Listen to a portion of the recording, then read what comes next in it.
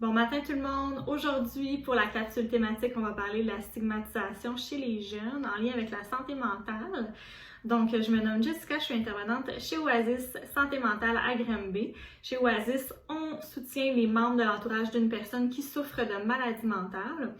Donc, pourquoi on aborde la stigmatisation chez les jeunes? C'est qu'on peut voir la maladie mentale déjà chez les adolescents. Donc, si vous avez un ami, un chum, une blonde qui présente des manifestations cliniques liées à la santé mentale, mais peut-être que le phénomène de stigmatisation ou d'étiquetage, on peut le dire comme ça aussi, va vous parler. Il faut comprendre avant tout que les préjugés vont entraîner la stigmatisation puis les comportements de discrimination chez les personnes malades. Donc, qu'est-ce que c'est en fait un préjugé? Ça provient vraiment d'un faible niveau de connaissance puis de jugement préconçu en fait face à une problématique. Donc, un manque de connaissance, une ignorance face à la maladie mentale va créer des peurs chez la personne, va créer des jugements qui vont pas être fondés, qui vont souvent aussi être négatifs. Donc, qu'est-ce que ça peut être un préjugé? Peut-être que ce que je vais vous donner comme exemple, vous avez déjà entendu ça dans votre école, dans votre classe, face à un élève, face à un ami qui présente des problèmes de santé mentale. Parfois, on va entendre que les gens qui souffrent de maladies mentales sont moins intelligents. Si vous avez déjà entendu dire ça, ça c'est un grand préjugé qui est faux. La maladie mentale, c'est pas lié aux capacités intellectuelles. Oui, une maladie mentale peut venir affecter la capacité de concentration, si on vit beaucoup de stress, si on est envahi par des peurs, par de l'angoisse, des émotions, mais ça n'a pas un lien direct avec l'aspect cognitif en fait, donc il faut les séparer. Parfois, on va entendre aussi que les personnes qui souffrent de maladie mentale, ce sont des personnes violentes. Ça aussi, c'est vraiment un jugement qui est malheureusement qu'on entend souvent, encore aujourd'hui en 2021. Il ne faut pas associer maladie mentale et violence. Parfois, il y a des personnes qui, malheureusement, vont vivre un ensemble de facteurs en plus de leur maladie mentale, comme par exemple la consommation de substances, vivre des grands traumatismes qui peuvent malheureusement emmener des comportements typiquement violents, mais c'est pas lié ensemble. Donc, il ne faut pas penser que parce qu'on a une personne dans notre classe, par exemple, qui vit une dépression, on doit en avoir peur parce que peut-être qu'elle elle va avoir des réactions violentes. C'est pas comme ça qu'il faut voir la situation. C'est un préjugé malheureusement qu'on entend souvent. On entend aussi souvent comme préjugé que les personnes malades n'ont pas la volonté d'aller chercher de l'aide. C'est pas vrai pour toutes les personnes. Parfois, en fait, le rétablissement, pour chaque personne, le rétablissement est différent, là. Donc, une personne peut prendre une médication, peut suivre un traitement, mais elle va avoir beaucoup plus de difficultés qu'une autre à remonter la pente pour sentir que ça va mieux.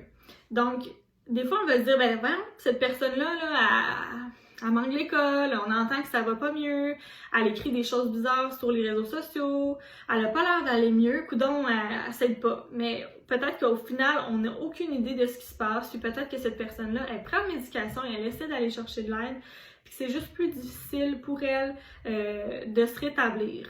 Donc, il faut éviter ce genre de préjugés-là aussi. Donc, ce genre de phrases typiques-là, malheureusement, on les entend encore, puis elles vont avoir des conséquences sur la personne malade. Parfois, il y a des personnes malades qui vont dire « c'est parfois plus souffrant d'endurer la stigmatisation puis les préjugés des personnes que d'endurer les impacts de la maladie elle-même. » Pourquoi? Parce qu'il y a des conséquences liées aux préjugés. Donc, je vous donne des exemples. La personne va avoir une faible estime d'elle-même, parce qu'elle se sent continuellement dénigrée et différente des autres, parce qu'elle se sent rejetée. Elle va porter un sentiment de honte, parce qu'elle n'est pas comme les autres. Elle va avoir des difficultés à se confier par peur du jugement. Elle va éviter parfois, malheureusement, d'aller vers l'aide pour ne pas faire face à cette négativité-là. Il y a même des jeunes qui vont éviter d'aller trouver des emplois étudiants, qui vont éviter de participer à des activités, à des sports, qui vont être isolés parce qu'ils ont le poids du jugement des autres qui est trop lourd sur leurs épaules.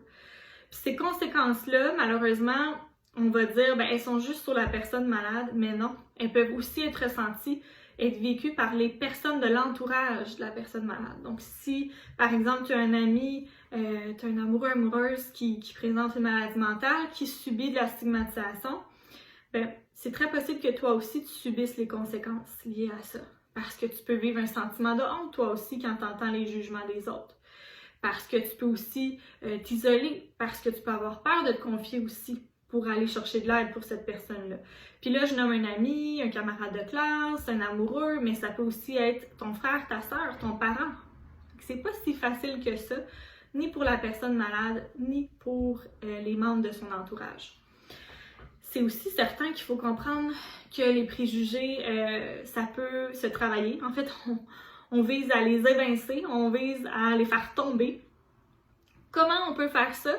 Comment on peut cesser le comportement du jugement négatif? Hein? Puis, comment on peut, en fait, sensibiliser les gens?